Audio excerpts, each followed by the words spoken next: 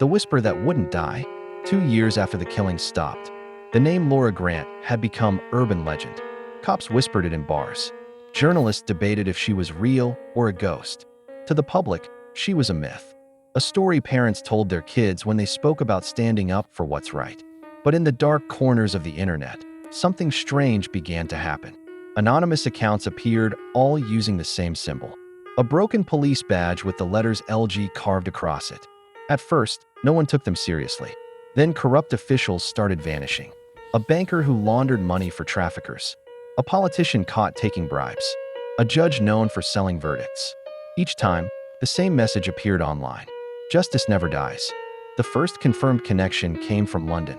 Detective Eleanor Hayes, a cybercrime officer, uncovered an encrypted chat group made up of whistleblowers, hackers, and ex-cops. They called themselves the Network. Their mission: to expose corruption when governments refused to. The leader went by the codename Echo.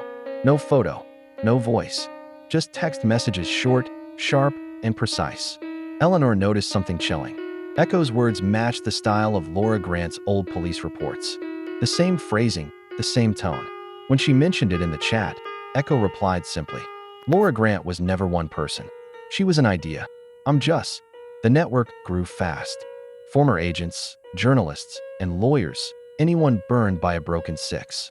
In Sao Paulo, they exposed a ring of judges taking bribes from cartels. In Mumbai, they leaked files that toppled a minister who protected human traffickers. In South Africa, they hacked a corporate database, showing a multinational company funding illegal mining operations. Each time, the message ended with the same line. For Laura, for justice. Governments called them criminals. The people called them heroes.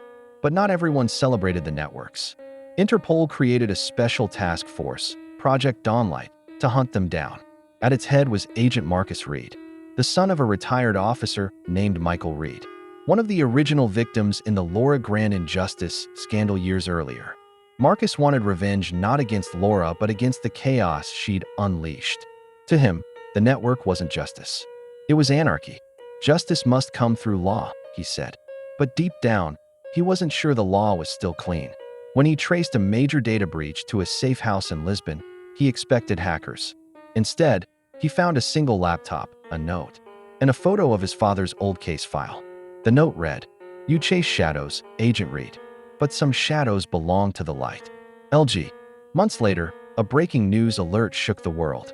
A live video appeared across multiple social media platforms the same time. Same frame. A hooded figure stood before a wall covered with the phrase, "Justice never dies."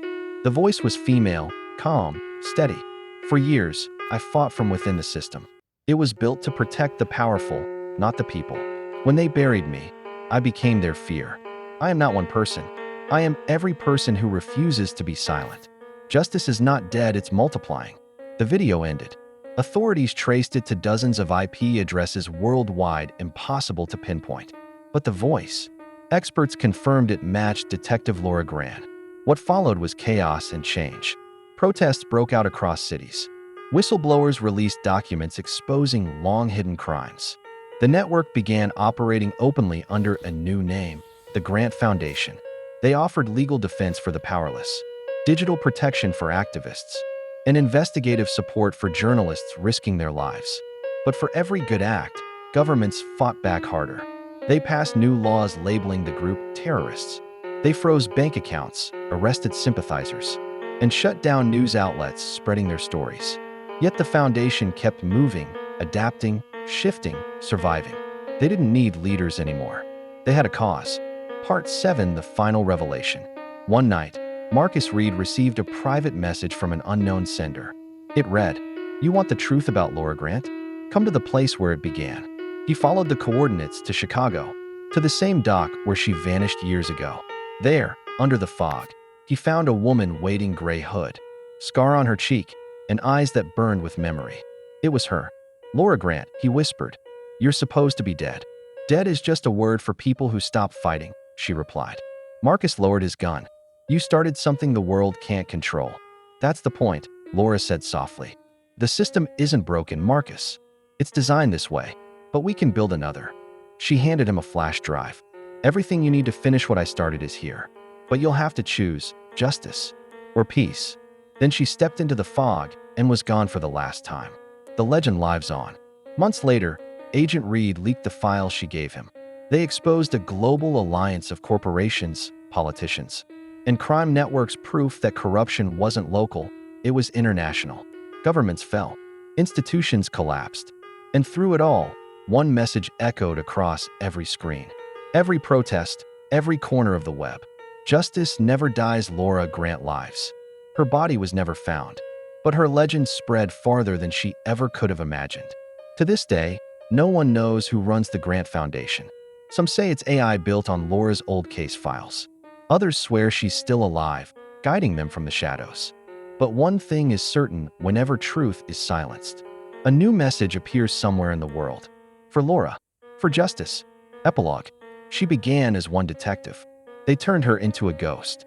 And now, she's become a revolution. Because in the end, justice isn't a person, it's a promise.